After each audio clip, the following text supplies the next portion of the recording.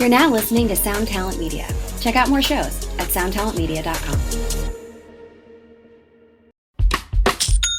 When you think about businesses that are selling through the roof, like Aloe or Allbirds, sure, you think about a great product, a cool brand, and great marketing. But an often overlooked secret is actually the businesses behind the business, making selling, and for shoppers, buying, simple. For millions of businesses, that business is Shopify. Nobody does online business better than Shopify. It's home of Shop Pay, the #1 checkout in the world. You can use it to boost conversions up to 50%, meaning way less carts going abandoned and way more sales going through to checkout. Sign up for your $1 per month trial period at shopify.com/income, all lowercase. Go to shopify.com/income to upgrade your selling today. That's shopify.com/income. This episode is brought to you by Shopify. Do you have a point of sale system you can trust, or is it a real POS? You need Shopify for retail. From accepting payments to managing inventory, Shopify POS has everything you need to sell in person. Go to shopify.com/system, all lowercase, to take your retail business to the next level today. That's shopify.com/system. Hello, everyone. Welcome back to another episode of the podcast. This week, I have some very special guests for you. This week, I am talking to Jack Hetherington and Nick Conte from Guitar Center. Now, why would I want to talk to these guys? Well, they work in the vintage guitar department. In fact, they've been working in the vintage guitar department for a very long time. Yes, we're talking about the vintage guitar department for the largest musical instrument retailer on the planet. So yeah, they've seen some stuff and they've got some stories to tell. And of course, I wanted to get them on here to talk about it. And talk about it, we did indeed. So let's get into this episode. Let's stop dilly-dallying around here in the intro. Let's get to the conversation. Here we go.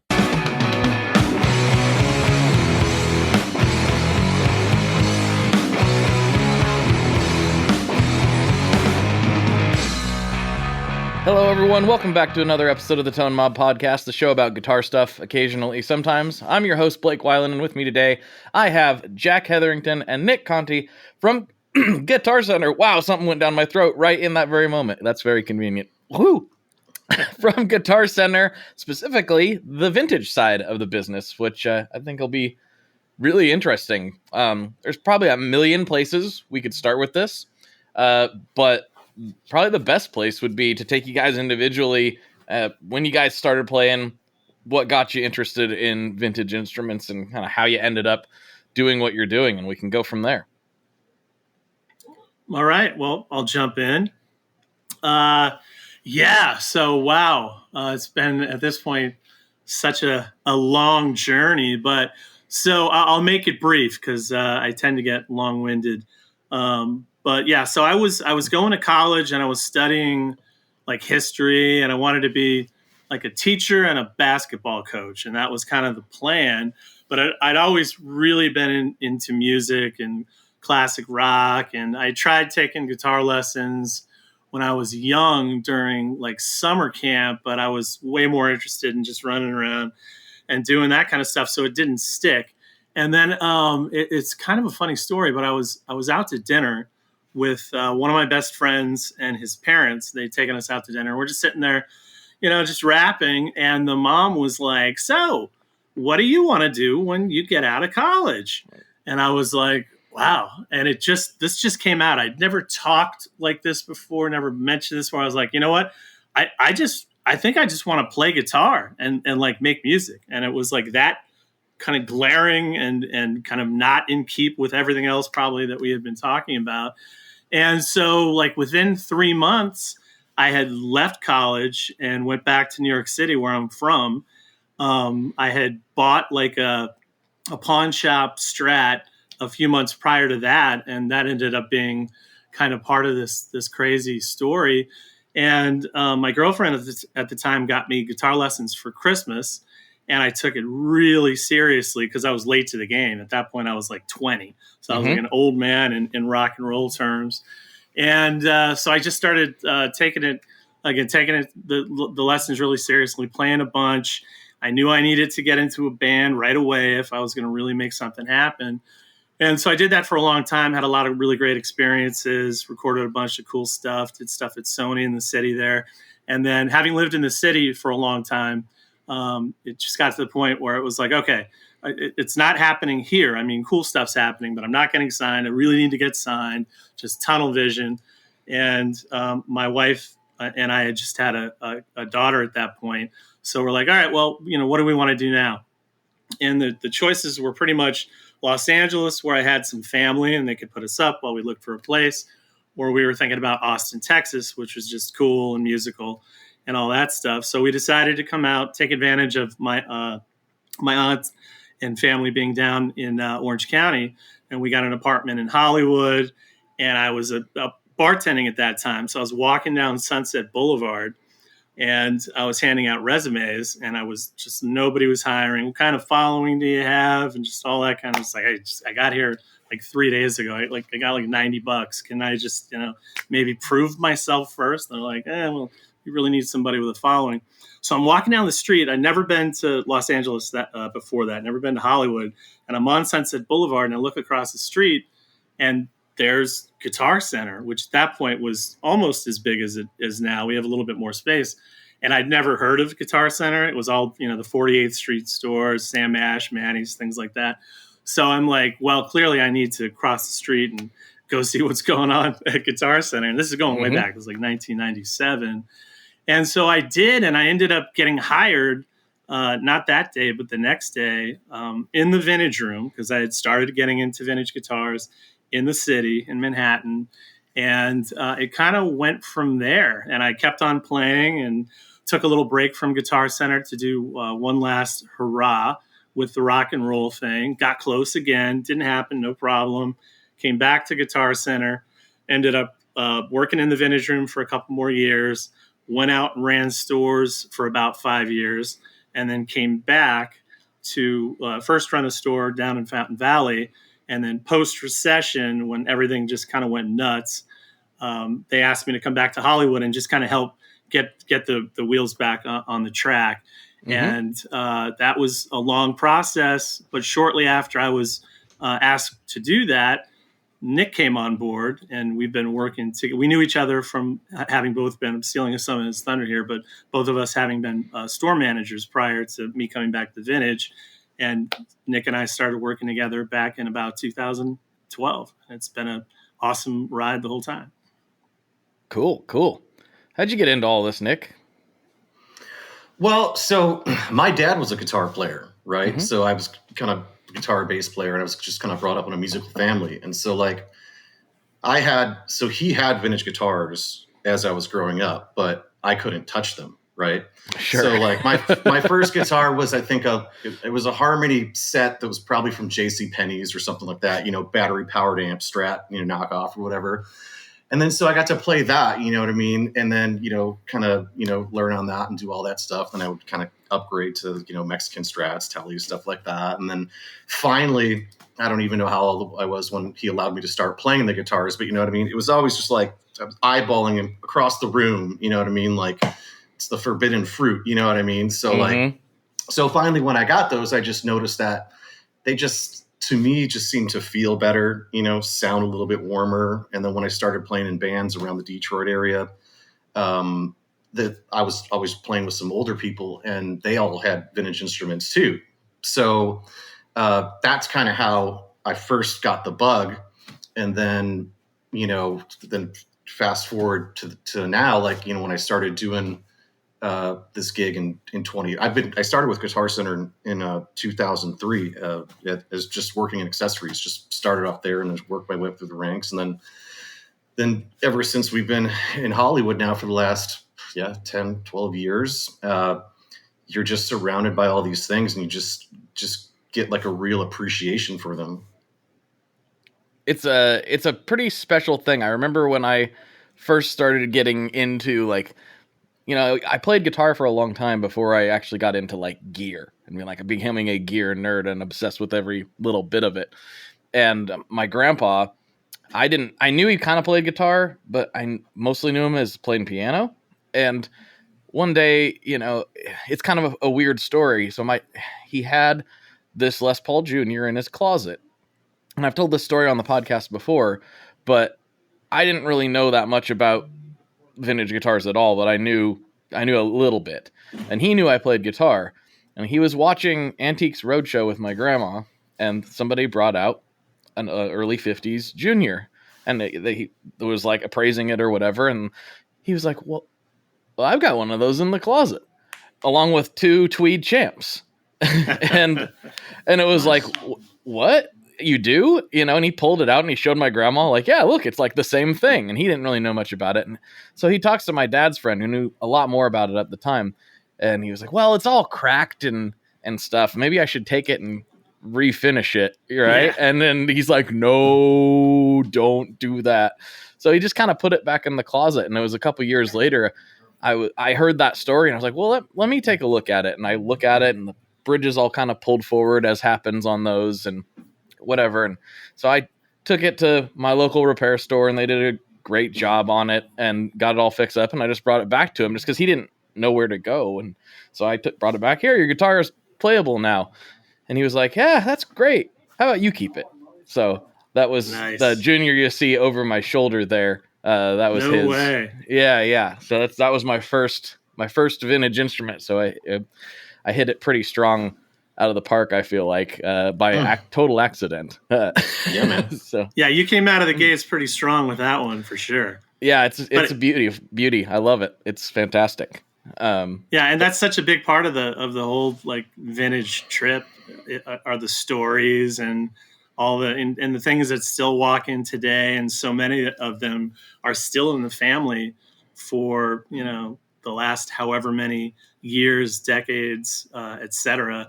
And I think that the lore and like literally just the smell of it. I mean, back when I first worked at in the vintage room in Hollywood, we had an entire section of the warehouse that was just vintage cases. Mm-hmm. And I mean, the reality is there were a lot more of them back then because there was just more of this available. There's definitely not as much as there used to be out there. And you would walk everything would smell just like it's that's the warehouse, just doesn't really smell like anything. And then you'd crack the door that you'd have to swing open, this big, huge, heavy, like old school metal prefab door. And it would just hit you, that smell of old cases and amps just sitting on the floor there and stuff. And that's one of the things that immediately just got me hooked fast. Like I was kind of like you. I was just trying to learn how to play guitar and, get the best amp I could afford or the best pedal I could afford. Bought my first pedal at Sam Ash on 48th Street. It was one of the early Seymour Duncan pedals that they put out. Mm-hmm. Sounded good to me. But once I got hit and bit by the bug, it was just all those things add up to just being super cool. And it kind of like never ends nearly 30 years later. It's just still cool. This is going to be an impossible task that I'm going to ask out of both of you, but I'd be remiss if I didn't ask the question since you started talking about the stories and the lore. You guys have seen, in that time frame and working for, obviously the biggest music retailer on the planet, you have to have seen the craziest stuff come through. Like, I mean, obviously there are legendary shops all over the country, and I've been to a lot of them, and they've got crazy stories.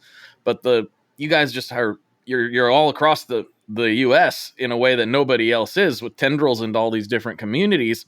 You guys have to have the craziest stories. So let's hear some crazy vintage guitar stories. What pops to your brain when somebody says, "What's the craziest vintage guitar story you got?" Like, I'm sure there's 30 of them, but what's the top couple? Nick, you got one off the top of your head? Well, I mean, there's always the Joe Bonamassa trash bag flying V story. I mean, that's kind of been told ad nauseum, I suppose, but that is probably the coolest story or coolest guitar story that we've ever had. So, weirdly enough, I don't know that story. So, oh, really? Okay, yeah. So I guess I'll try to keep it as short as possible. So basically, it was a day. I think it was my day off, but like I always check my emails on my day off. I'm just a gear addict, So Yeah. And we got this email, and the subject line of it just said V. That was it. It just said V, right? So I open up the mail, and I'm like, okay, what's a V? That's probably cool, right? I open up the first picture, and I'm like, what is that? I'm like, is that like an 80s Karina one? Then next picture, I'm like, I wonder if that's a Max. And then like we kept, opening, and I'm like, man, I think that's a 58 Flying V. I think it is, So So basically, Joe and I are really good friends, and we text all the time back and forth about guitars because he's a gear nerd too. So I sent him photos of the guitar, and I was like, hey man, I'm like, what do you think of this? And he's like, man, it looks pretty good, And I was like, I'm going to fly up and look at it in Sacramento tomorrow, right? So he was actually up. I forget where he was actually at, but he had just bought an old car, and he was driving it down. And at the same time I was going to Sacramento, he was passing through Sacramento. Okay. So I flew up there. He ended up meeting me at the store. We had an appointment for the lady to be there. I forget what time. And an hour went by, an hour and a half went by. We just thought we were, getting ghosted or whatever like that. But then she finally shows up with this vinyl acoustic gig bag, with this guitar. And, Joe and I unzip it, open it up, and it's a Flying V. It's a real Flying V. And it belonged to this guy named Gino Landry. He was a saxophone player, and he actually I think it was his niece selling it, out of the estate. And I think like he was a big saxophone player. So she took the saxophones into the store. I forget what kind they were, but like the expensive, like the $10,000 saxes or whatever like that are. Mm-hmm. And so she took those in to a store up there. And she also took the guitar, and they told her, we don't buy stuff like this. So, just take it over to Guitar Center. Wow. So that's how that guitar came into a store. And, she would have taken $500 for it. Wow. Yeah. So the trash bag part of that is that she had literally brought it in before Nick and Joe met her in a trash bag, and was like, no, she found it when she was clearing out the house. It was just leaning up against the wall she said a bin liner. And Joe was like, a bin liner? He's like, you mean like a trash bag? She's like, yeah. So that's how it got nicknamed the trash bag. Wow. And luckily, Gotcha. like Joe he was in Germany, and he had actually bought an original Flying V case like 6 months earlier. So he actually had a case for it, which is impossible to find, Mm-hmm. So that's a really good one. I mean, driving through, we bought a 2 pickup 59 Les Paul Custom that Joe actually also owns too, which is just insanely rare. They're usually always 3 pickups. Mm-hmm. But the same thing, I got an email about it. And the next day I was on a flight I flew into Baltimore or Philly, and I'm driving through like Amish country, to go look at this guitar 2 hours, then get it, then bring it back, and then fly out the next day. So I'll think of more, but just off the top of my head, those are 2 really, really cool ones. Hi, I'm Vincent, and I'm here to talk about the Maris Mercury X. My dad's always going on and on about how cool Maris is. He really went off on one about the Mercury X the other day. He said something about a 4,800 hertz sample rate, and 99 preset locations and 33 banks, and something along the lines of the most advanced reverb pedal ever devised by man? That's all true, but I only care about one thing. This pedal sounds sick. So make sure you check out the Mercury X and all the other fine products at maris.us, as well as fine retailers worldwide. All right, Dad, now can I have my Pocky?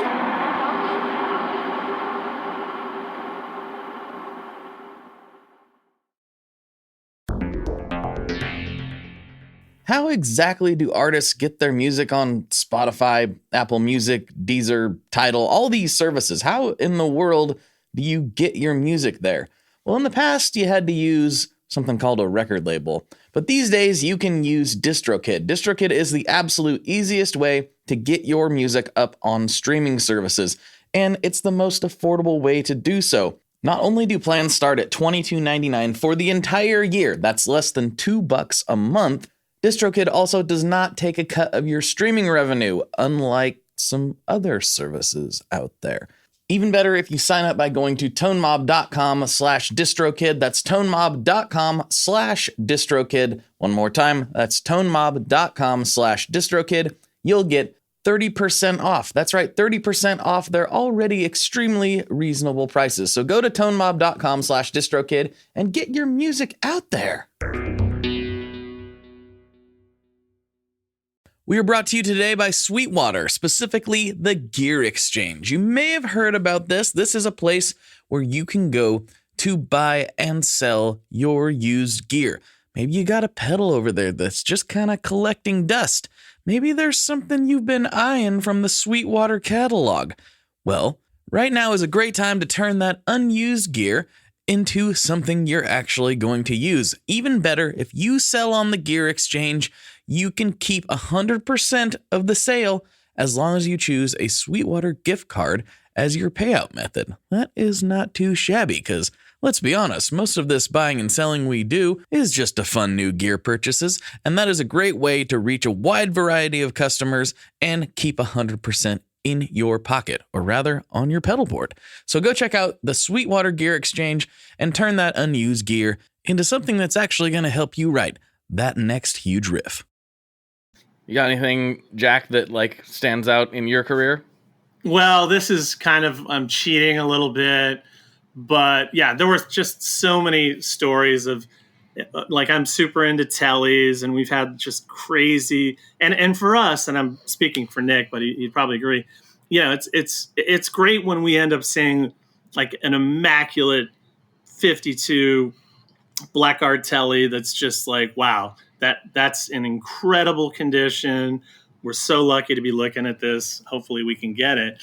But it's usually even more interesting and cool to us when we just see crazy looking, beat up, stickers on the finish, totally smoked out tellies, and we've had a few of those show up over the years.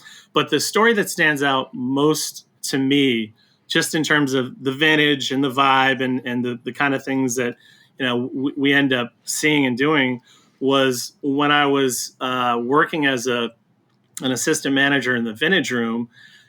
We closed the shop at 9:00. It's 8:57. I'm ready to roll, and in walks Jimmy Page. Yes. Oh, hello, James. In walks Jimmy Page, and it's just me, and he is he was number one for me on probably a list of 3 number ones. But he, as far as just the whole thing, playing, writing songs, just being who he is. It was the equivalent of, meeting that person in your life in whatever walk of life you have. And so now it's just me and Jimmy Page in this room alone. And I know no one else is coming in because he's just, I think he and Robert Plant were doing that gig way back in the day that they did a bunch of shows with. And so I'm okay, so how do I deal with this? And I had a personal creed that if I ever met anyone who was just integral in changing my life or inspiring me or whatever, I would make a point of introducing myself and saying, hey, I just wanted to thank you. You've changed my life, etc. And so now I had no choice but to do that because, I have to engage. I can't just let him walk around and then Right. he leaves. And I'm wow, I just had the chance to talk to Jimmy Page and I completely froze, although I was pretty frozen. So back then, speaking about having just more of good, just more of vintage in general, we actually had 2 bursts in a display case. I think they were both 59s. I think one of them was the Mick Ralph's burst that we had for a while back then before we moved it. And so he's walking around, he's checking stuff out. The first thing he does is walk over to some Gretsch hollow bodies that we had hanging out, and he picks one up and just starts playing. So there's Jimmy Page playing a 6120 in front of me, and I'm just but we go over to the bursts, and he's what? He's and forgive me, I may or may not attempt to do an English accent right now. I think I'm not going to. But anyway, he goes, does that say 60,000 or whatever, $100,000? And I'm yeah.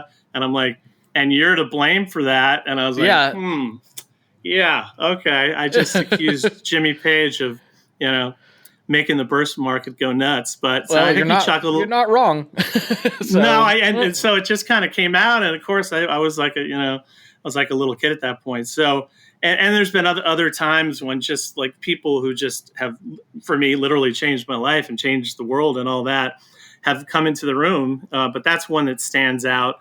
And I think as far as like actual guitars that we were able to buy, Nick, I think that one that we ended up either getting from Jay up north or selling to him, that just super cool telly that had, I think it had a sticker on it, but it was super smoked out. Might have even been a broadcaster, but we've seen a few of those come through. Yeah, no, that was a 53 Telecaster that was just like, I mean, it was, you could just tell it was played in bars forever. And yeah, someone had put a Foghorn Leghorn sticker on it. Right. And like the headstock had started cracking. So they just took a nail and just hammered, put a nail through the top of it. I mean, it was just a farm boy guitar, you know what I mean? Just a good old boy guitar.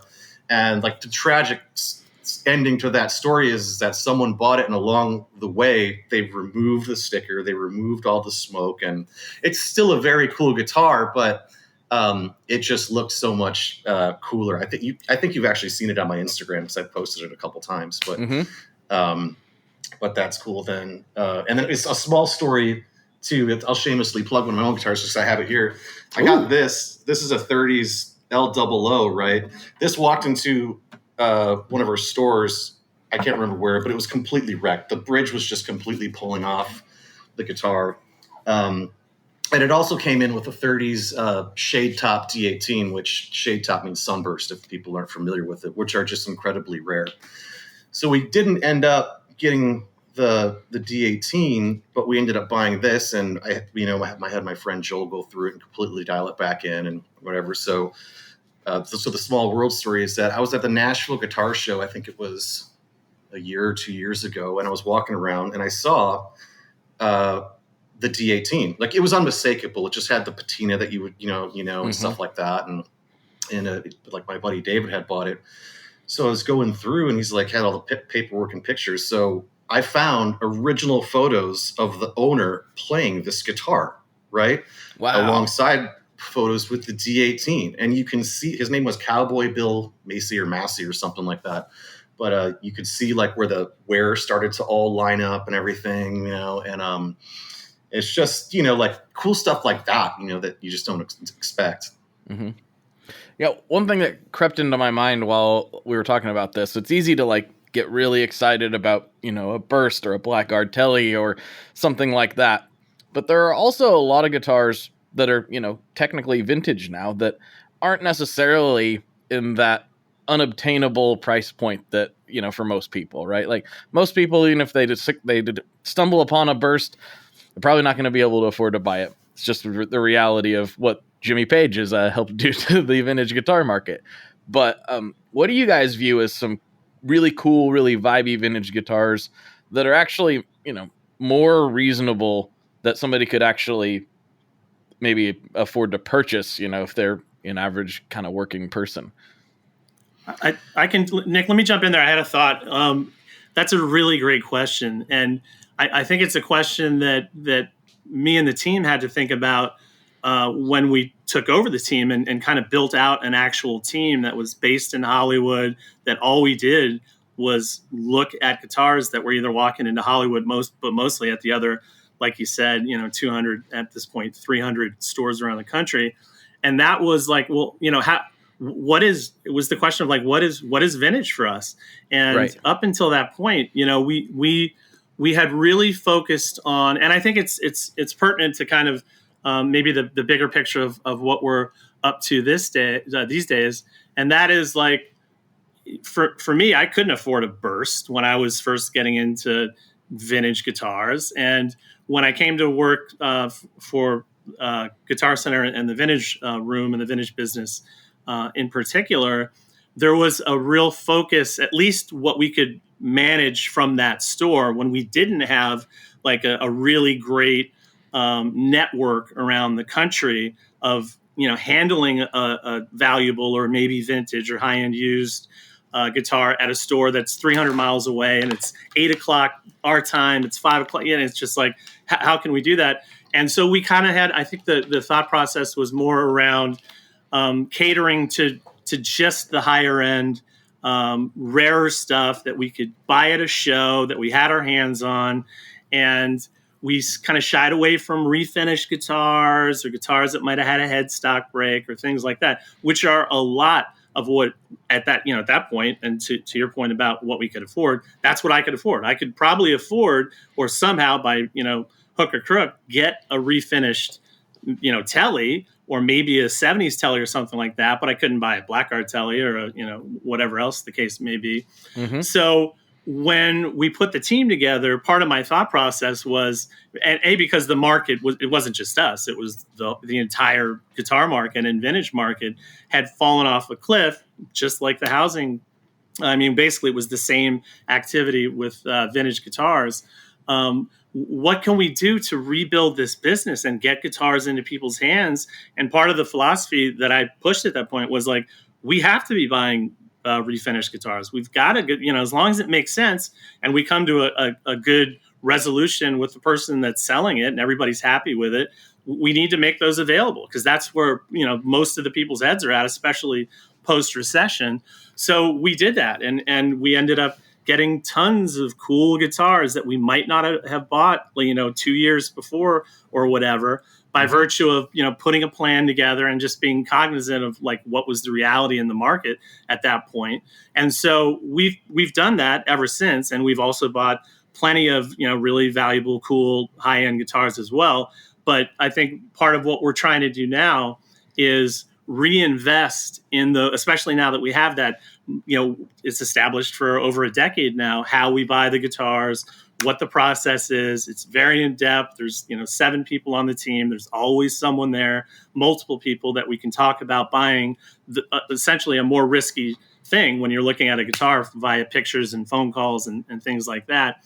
So now we're kind of reinvesting in this notion of, well, let's get back a little bit to what we used to do in bringing in the higher end stuff and being more aggressive with, naked shows and just when something does walk in, so that we're still doing what we did that helped us, get back on the right track with buying things that, might not be a pristine, slab board Strat.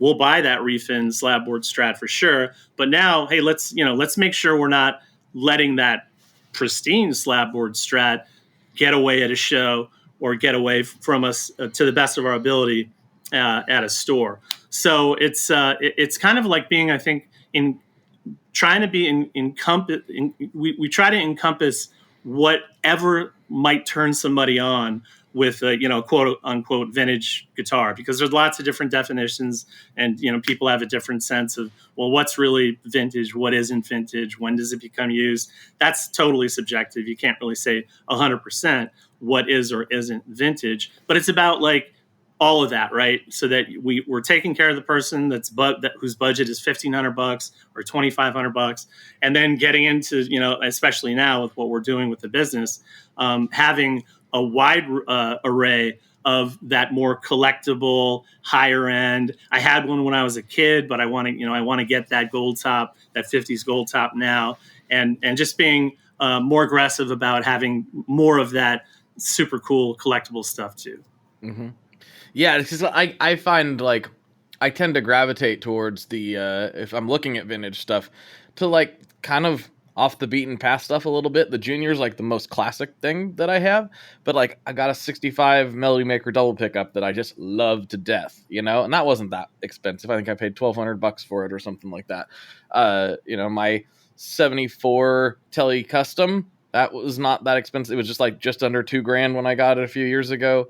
I know they're a little more now, but I tend to like these kind of weirdos, is why I wanted to get into that territory with it. Because I think not everything old is cool, but if it's older, it tends to be more likely that it is cool, at least for me. I don't know why I feel that way, but that is kind of how I tend to look at things.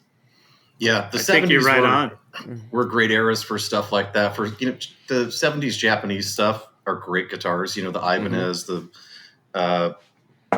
what's the Grecos, like all that stuff. They're all fantastic. There's still good 60s era guitars that you can get too. I mean, vintage Mustangs, like you said, vintage melody makers, like you can get a thin or, a single cut melody maker, which are just great. And then, like I always say, like, be okay with issues. So like if something has a broken headstock, like, it's fine. Like, don't pay, full price, obviously for it, but chances of it breaking again, probably zero. You know what I mean?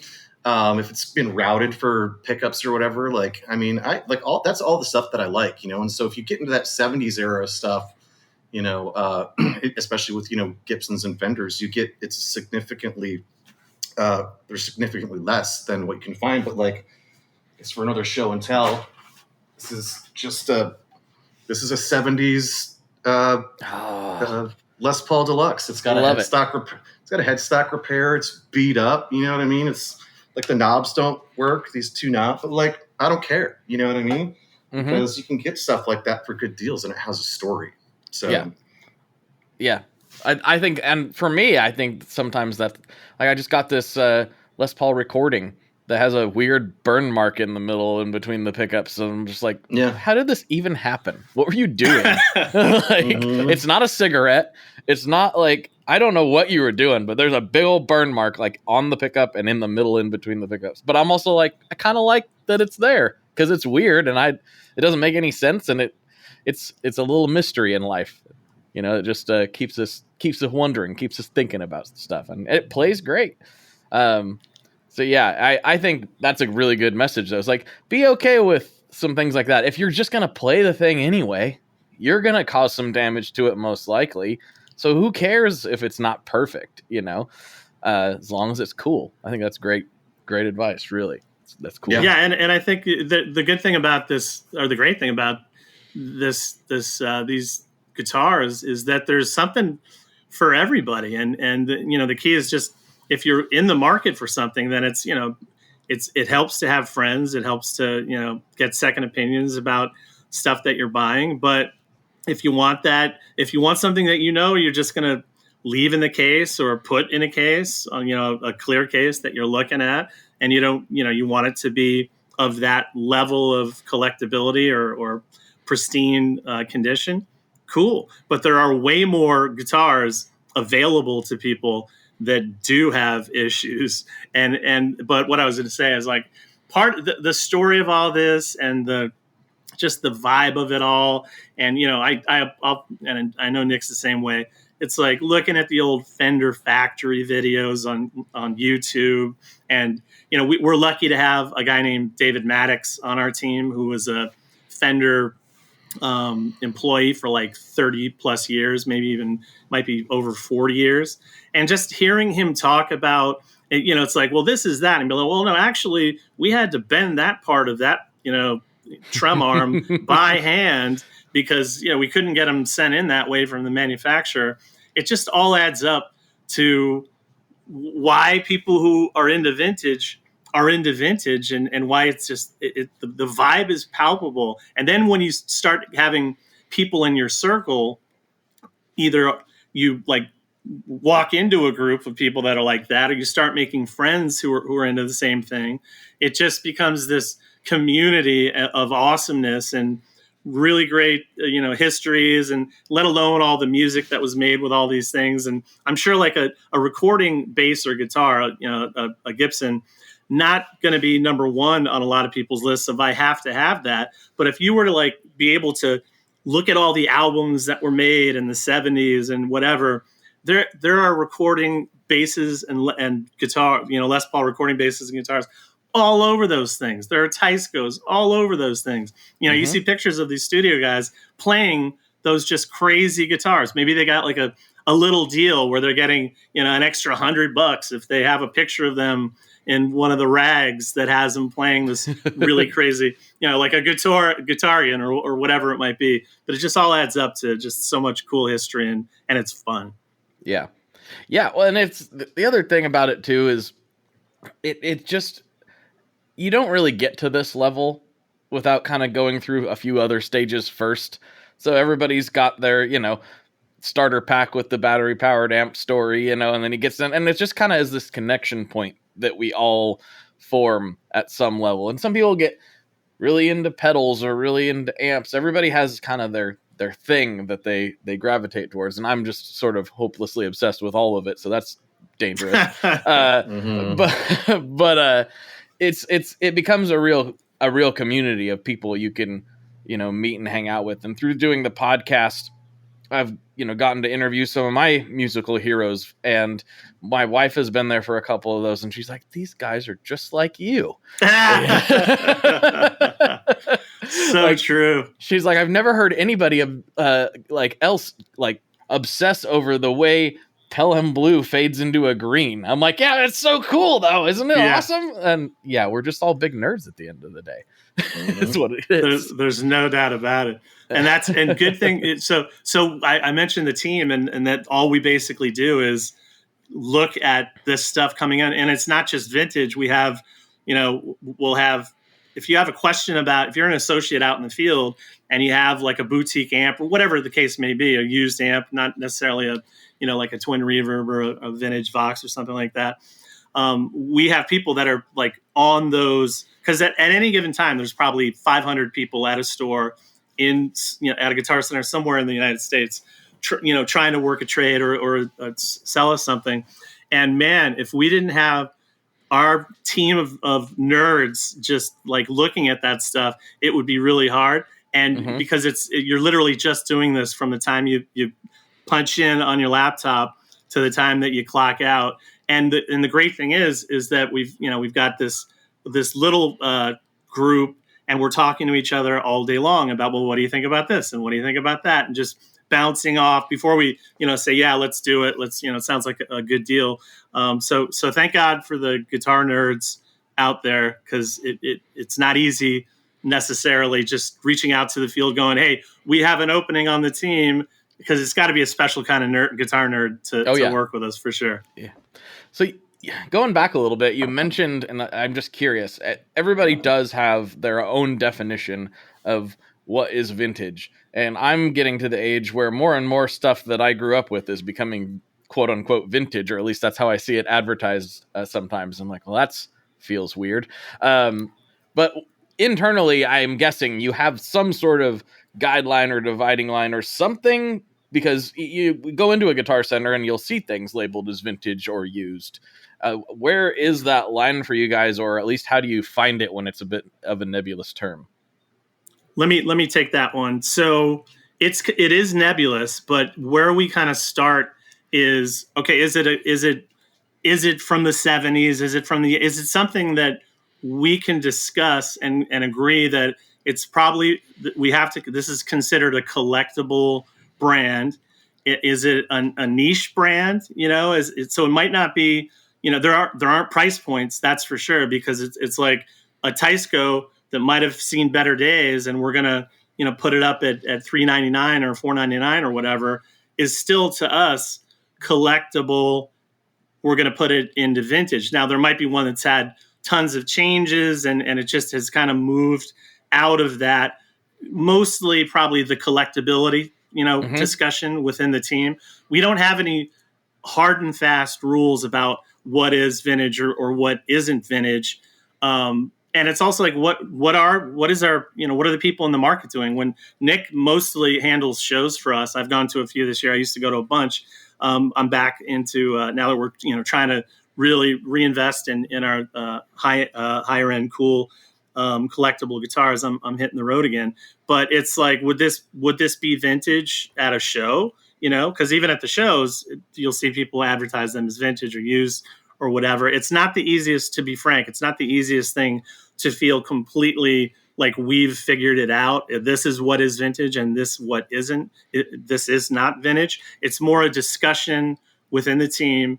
And the guidance to the stores is anything that they know is older, call it 20 years, 25 years, has to go through the vintage team. There's that is part of the process. If it's a Martin, if it's a Fender, or if you have a question about it, those need to go through us. If they have a Les Paul from 2015, maybe a custom shop, we have to, there's so many things going on in the field, and some, like I mentioned before, so many actual transactions occurring on an hourly, daily basis that we have to trust, train them as best we can, have an open door policy in terms of supporting any questions they might have about acquisitions.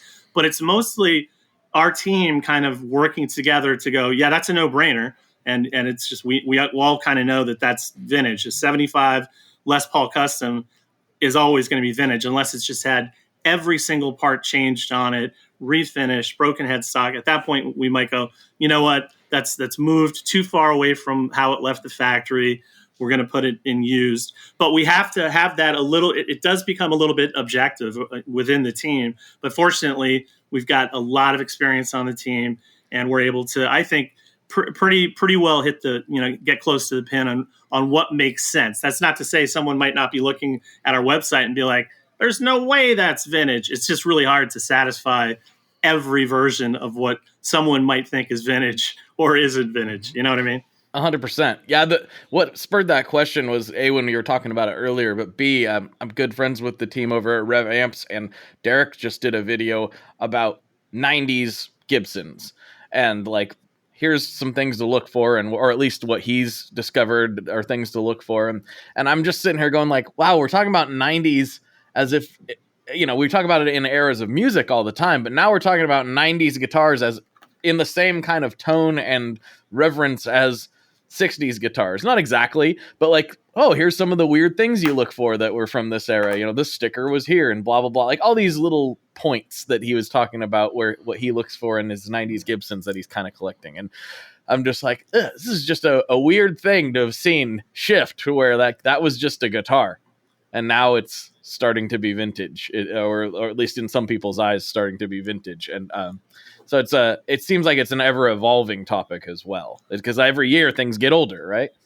Yeah, I think so. And Nick, if you wanted to jump in, sorry, I'm cutting you off here, but it's also like when I'm driving in the car and I put on like the oldies station, it's all new stuff, or at least for me, it's new stuff, right? This is not a classic rock song, but so it's almost like the same thing. Like what's classic rock now? What's oldies now? We try not to get away. We try to stay away from being super definitive from a year. I mean, we have a general sense of what, year would qualify, but like to your point, it's literally changing. And one thing I'm frankly grateful for, because I don't want to be on the other side of having to be, or I don't want Guitar Center or Nick or our team to be the definitive word, or anyone think for a minute that we, by establishing this as vintage, it is vintage, or because at the end of the day, it's just it's a guitar that happens to be, we think, this old.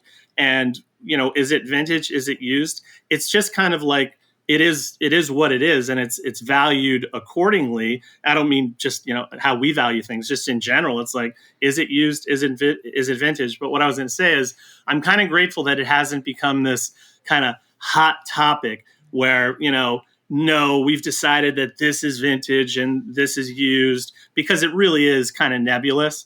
And we do the best we can to kind of honor the notion of being vintage. And it's more like, well, it's collectible. And that's a little bit more easily, we think, to kind of define than a year where it's suddenly nothing is vintage. It's now used. You know what I mean? Yeah. So going on a different path here, are there any things, and maybe this has gotten a little bit dispelled with the internet, becoming widespread and information being everywhere, but are there any like big misconceptions that you guys can dispel? Like, oh, all 60s Fenders had X, or all 50s Gibsons had this, and that's like, no, they didn't. Like, are there any like big misconceptions out there about certain eras of guitars that are wrong or just like a little off, or anything you guys can dispel? Well, I'd ask Nick to talk a little bit more about like the 70s, because I think the 70s got a really bad rap. Yeah, I mean, I don't think if you go on the internet, you can argue about anything, right? Sure. You know what I mean? Like, you could argue about if this shirt's white or black, right? So like, I think that there were stuff, obviously, that the Norland eras of Gibson just get a bad rap online, but the fact of the matter is there is great guitarists from all eras, right? Like even with like the most coveted stuff, like bursts. Guess what? If you have 3 bursts in a row, one of them's going to sound the best, like, so I try not to, because, I try not to just like limit, visibility on anything, because the truth is you'll find a great guitar from any era, right? So that, and then like maybe weight, like everybody's so like, how much does it weigh now? Like I never, that was never a big thing to me, I don't really care. Can I pick it up? That's all. All right. As long as I can pick it up. Is it Thor's hammer? No. Yeah. Okay. Yeah. I mean, we've sold Joe, I don't know how many guitars, hundreds. He's never not once asked how much a guitar weighs. You know what I mean? So like, I think people like obsess about that. And some of them are going to be a little heavier. If you're playing 3 hours a night in a club and you got a bad back, get a lighter guitar, like worry about it then. But don't just buy something because it weighs, 6 ounces more than you'd like, Right. Yeah, I mean, you'd have to give me like something specific, but yeah,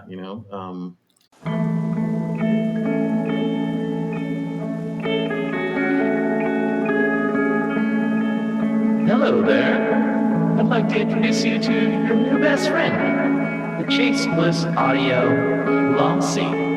Lossy is a collaboration between Chase Bliss and Good Hertz. And it's meant to give you some control over those weird digital artifacts that come with very compressed audio. You're hearing it right now. All the changes that are taking place are strictly coming from my playing dynamics. I'm just interacting with the pedal and letting it do its thing. In some true stereo goodness. If you'd like some more details about Lossy, I'd invite you to head over to chaseblintsaudio.com. I think you're going to like what you find. This episode is brought to you by Shopify. Do you have a point of sale system you can trust, or is it a real POS? You need Shopify for retail. From accepting payments to managing inventory, Shopify POS has everything you need to sell in person. Go to shopify.com/system, all lowercase, to take your retail business to the next level today. That's shopify.com/system. Hello, Tom May here, host of Future Friday. I've spent the last 15 years on the road with my band, The Menzingers, where I've met all kinds of wild and fascinating people. So I started a podcast. On Future Friday, I talk to fellow musicians about the moments that made them, their passions outside of music, and the curiosities that tie us all together. I've also talked to the likes of UFO researchers, magicians, soldiers, and documentary filmmakers, and I'm constantly searching for folks that can shape and change our view of the world. You can check out Future Friday wherever you like. Yeah, I think it's kind of like that, like somehow the guitars that left Fender in 1964 or early 65 are in and of themselves better than the, CBS era. There's things that happened during the course of the 60s. Like some of the best, or like earlier 50s strats sound better than later 50s strat. The best 50 strat I ever heard in my life was a 58. And I think there's something was going on with the way they were winding pickups, or, a switch to a slightly different wire. But 58 pickups to me are just like completely insane across the board, generally speaking, as a group of, 58s versus 54s or whatever. So, and then in 68, there's something else then, and maybe it's my Hendrix goggles going on there. But I think ultimately it's like you take, like I did a video recently on like how to buy a vintage Strat. And I do not know everything about what people should know when it comes to buying vintage Strats. But I do know that it's like, what do you want? And take the time to do what Nick's talking about, which is don't just push something to the side. Don't put a 65 Strat to the side because it's a CBS Strat.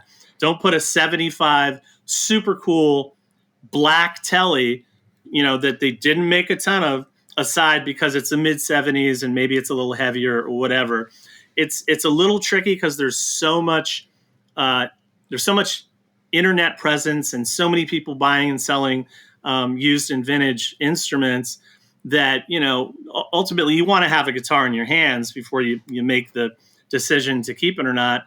But people are really good about, and certainly our return policy is pretty insane when it comes to used and very solid when it comes to vintage. Get it in your hands, check it out, go to a store, go to a Guitar Center, go to your local store, play the stuff, and try not to have too many preconceived notions about eras and what you might have read on the internet. Like really, and this also goes back to something you were talking about earlier, which is essentially I took as like the learning curve. It is totally about the learning curve. And what I would still say is, having done this for over 30 years between doing it on my own and then with Guitar Center, I'd be the first person to tell you I know, a tenth of what's out there when it comes to vintage stuff. And that's why it's so important to, as I mentioned a few minutes ago, to have a network of people or at least people that you can bounce things off of. And then just, get in your hands, and you may end up wanting something specific, cool, then you go get that. But just be open to deals that you might be able to get by just changing your thought process a little bit and maybe getting a few extra opinions and feedback on stuff. I, for one, would love it if everybody continued to talk trash on Norland-era Gibsons. That would be wonderful for me, because I don't own 3 of them that I absolutely love to death. So, yeah. Norland Gibsons are awful. Don't ever need nobody buy one ever. You should give them all to me. I'll dispose of them. Yeah, that's nice. That's been a big one for me. Is like I'm discovering like maybe I just have a thing for Norland-era Gibsons. I don't know. I like the logo, how it's a little different. I don't know. It's a weird thing. I'm starting to notice I have a type. Well, that's cool, man. Yeah.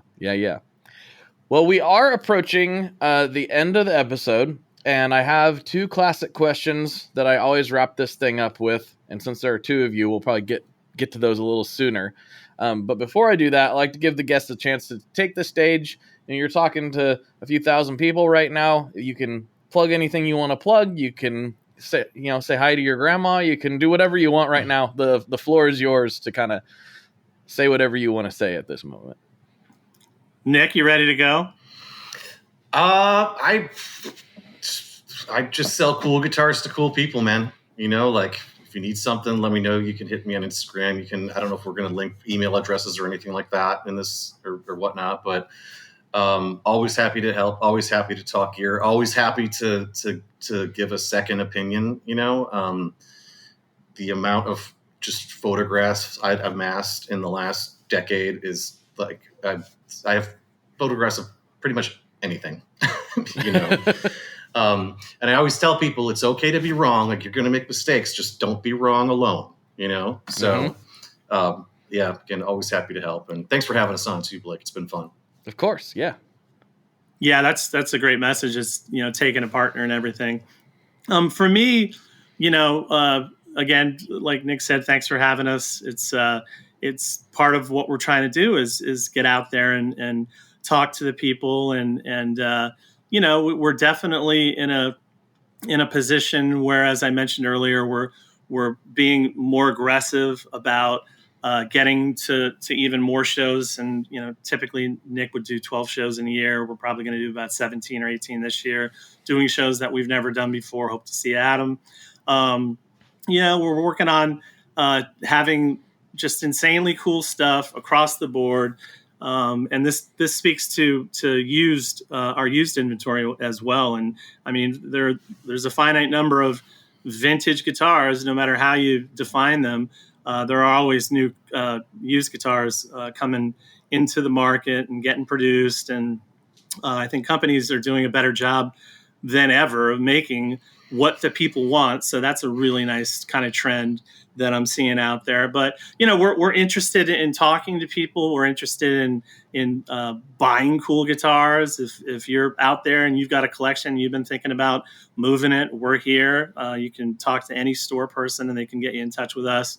I think it's really exciting again, I'm speaking for Nick, I apologize, but it's super exciting for us because ultimately we might just be like the kind of the caretakers of this stuff, But a really quick little anecdote: when I first started kind of running stores for Guitar Center and getting a little bit more, not necessarily, I was still into vintage and doing that and all that, but I was like, I'm running a store here. It's a different reality. I got home one night and my wife asked me, she said, well, like, does it ever bother you that you're like selling? You're a salesperson. And I don't know why she asked me that. I don't recall having a discussion about it prior to her asking me that, but I'm glad she did, because I was immediately able to go, God, no, I love it, because ultimately it's getting these pieces that we're caretaking, whether it's to your point earlier, a Strat pack or, the first pedal you got, or, a ridiculously collectible, awesome Fender, Tele or Les Paul or whatever. It's a super satisfying feeling being in that relationship with people and working to, and then the other side of that is if someone's we've had plenty of situations where someone really needed to move something because something's going on in their lives. And our approach is we just want to help. And whether that's the bottom line. I mean, it really is about a bunch of really solid people trying to do right by our company and right by our customers when they do bring things in or they want to buy a cool guitar. So really trying to make sure that we have something for everybody. And I think we're doing a pretty good job with that right now. Right on. Perfect.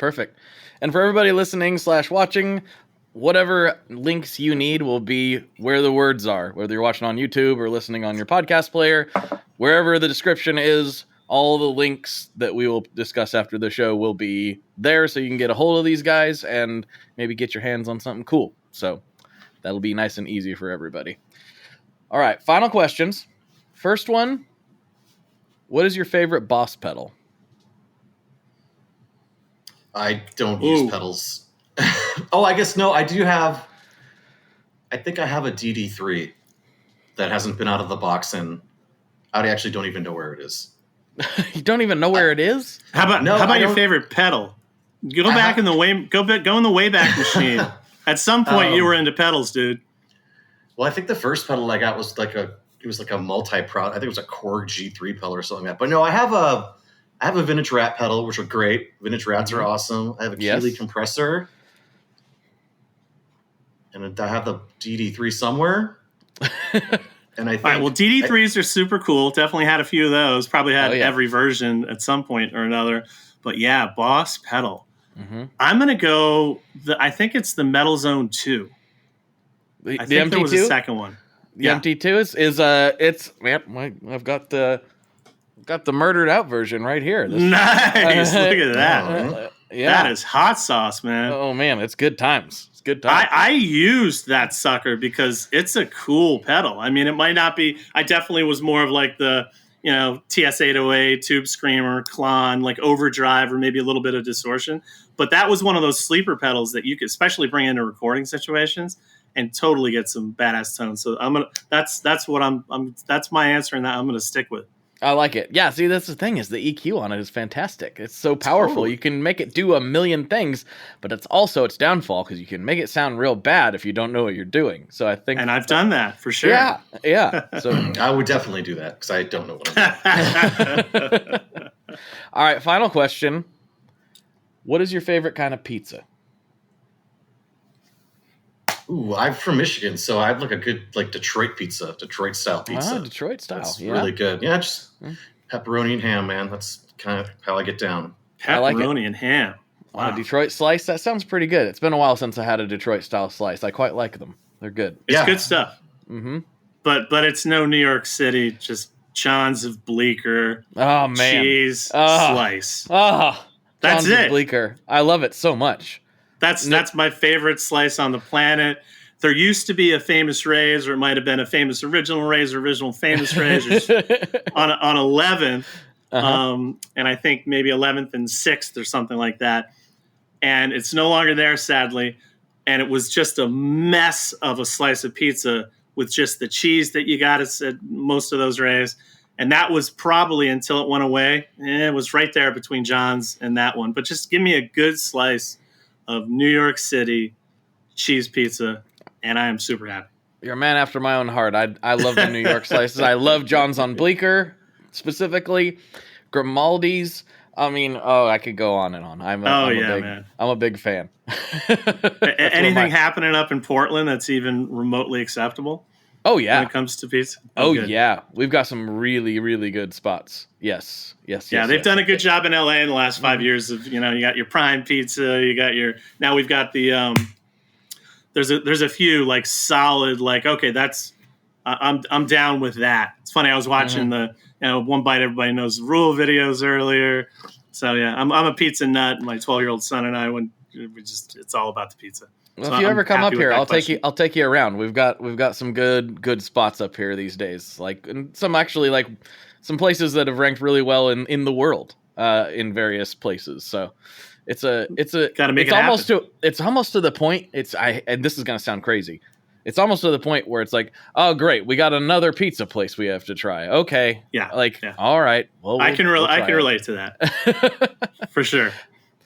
Well, guys, thank you so much for coming on. I really appreciate you taking the time and everything. And I think we can go ahead and wrap it up if that's cool with you. Yep. Sounds good. Had a blast. Thank you so much, Blake. Nick, thanks, buddy. Yep, thanks. Of course. All right, everybody. For Jack and Nick, this is Blake. And as always, folks, good luck and good tones.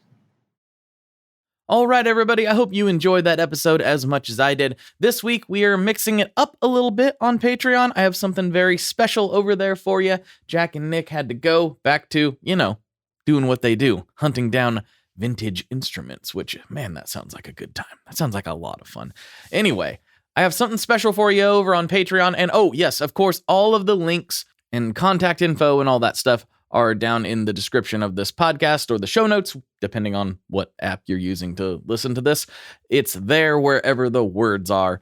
And please, please, please, I haven't asked for this in a little while, rate and review this thing. Wherever you're listening to podcasts at, hit this with a 5-star. Please rate and review. It's been a long time since I've requested that, and if you could please do that, that would help out immensely. It's been a while since I've asked for reviews, and that always helps. So thank you to everybody who does that. Share this with anybody you think might be interested in it. And don't forget to check out my interview, like I was the only one there, our interview over on the Chasing Tone podcast with the CEO of Guitar Center, Gabe Dalporto. If you have not done that already, I should have mentioned that earlier, but I'm not that smart, so I didn't. But it was a really great conversation as well. And I think between the two of these conversations, you'll have an idea of where they're trying to steer that massive ship over there. And I think it will be a benefit for the entire guitar and music playing community if they can pull it off. So fingers crossed that's the case. Thanks again to Jack and Nick for coming on. Really appreciate your time. And I think without further ado, let's jump off. I'll talk to you on the internet very soon. Follow me on all the socials. Bye-bye. One last thing before we totally sign off here. I just want to remind you that if you do any shopping at Stringjoy, that's Stringjoy guitar strings made in Nashville, that will help me out as well. As I've said for years, I'm heavily involved in that company, and I really do think they're making the best products on the market. So if you would like to try custom strings, go to tonemob.com/stringjoy and check them out today. I seriously love what the team down there is doing. I help them out with all kinds of things, and by you supporting them, you are also supporting me as well. And hey, you need some strings, so why not get some custom strings just for your guitar and playing style? Again, the link for that is tonemob.com/stringjoy, and that will take you right to their website, and you can do all your shopping through there, and that will help everyone involved out. So thank you very much. Talk to you next time. We are brought to you by the wonderful folks at Gun Street Wiring Shop. Yes, Gun Street Wiring Shop. I've talked about them before. I used to say based out of Bend, Oregon, but guess what? Sean moved to my neck of the woods. Sean's in Portland.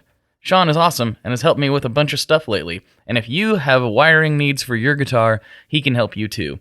If you want to get weird with it, he can get weird. If you just need to spruce things up a little bit, there's your guy. He takes all the guesswork out of doing your guitar wiring, and he makes it simple, and his customer service is top-notch, and I can't say enough good things about Gun Street as a company. I really respect Sean and what he's all about, and the product is top-notch. I've got 3 different guitars that now have Gun Street harnesses in them, and I could not be happier. So go to gunstreetwiringshop.com and check them out.